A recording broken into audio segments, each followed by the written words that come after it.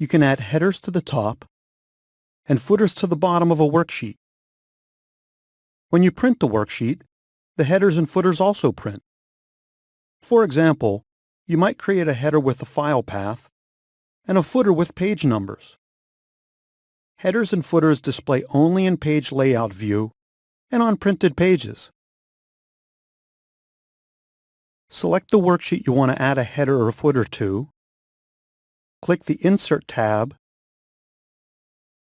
and click Header and Footer. This displays the worksheet in Page Layout view. The Header and Footer Tools Design tab appears, and by default, the cursor is in the center section of the header. I'm selecting the left section. I want to add the file path to it, so I click the File Path button. I click anywhere else on the worksheet, and the file path displays in the left section of the header on all pages.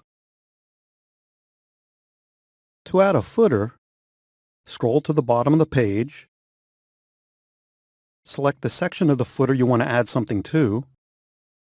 On the Design tab, click an element such as page number. Click anywhere else on the worksheet, and page numbers now display in the footer. There are other elements on the Design tab. Check them out. You can also just type information in a header or footer. Select the section you want to add text to, and type your text. When you're done, you might want to return to normal page view to have more room to work on your worksheet. Click the worksheet, click the View tab, and click the Normal button. Up next, page numbering in depth.